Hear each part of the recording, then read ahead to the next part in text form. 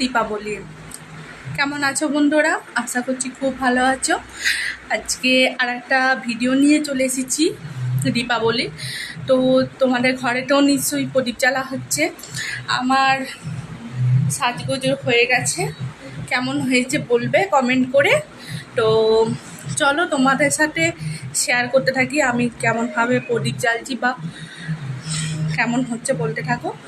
চলো চলো একটা থালাতে নিয়েছি, এবার তাতে প্রদীপগুলো সব সাজিয়ে নিচ্ছি একটা একটা করে, ভালো করে সাজিয়ে নিচ্ছি। সাজিয়ে নেওয়ার পর এবার তুলো করে পোল্টে করে নিচ্ছি। তুলো দিয়ে থালায় সাজালে একটা দেখতে সুন্দর লাগে।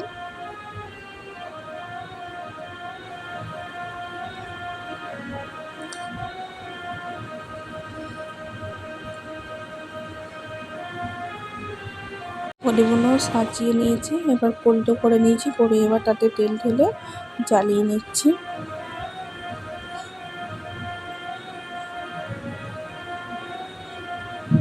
একে একে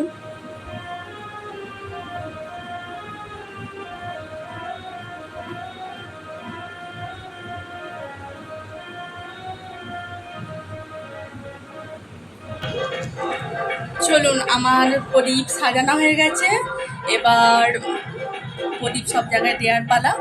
তো চলো দেখতে থাকুন। চলো বন্ধুরা, আমাদের সব প্রদীপ জ্বালা হয়ে গেছে। এবার যাব মায়েদের বাড়ি, কালী পুজো হচ্ছে, তো সেখানে যাব। তো তোমাদের চলো দেখাবো মায়েদের বাড়ি কেমন কালী পুজো করে ওরা। আর ওখানে যেতে যেতে যদি আর ঠাকুর থাকে তো ঠাকুরও দেখবে। আমার ছেলে তো খেলা শুরু করে দিয়েছে, ওর তো কিছু না কিছু চাই। এখন আয়না নিয়ে এখন খেলছে, দেখতেই পাচ্ছ তোমরা। তো চলো, বাজি পোড়ানো বাকি আছে, বাজিও পোড়াবো। তো চলো চলো পুজো এখানে এখনো শুরু হয়নি, সব কিছু সাজগোজ হয়ে গেছে।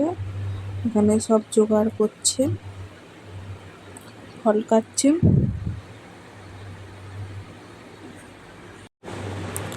চলো দেখো বন্ধুরা কত বাজি ফাটছেন,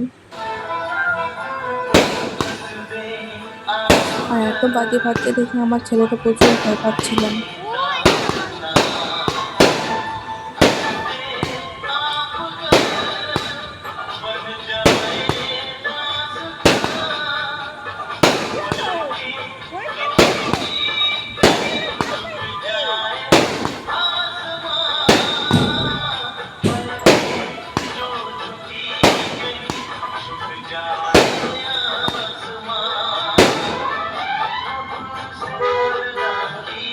ছাদের ওপর দেখাচ্ছি, কি ভালো লাগছে বাজি তুমি।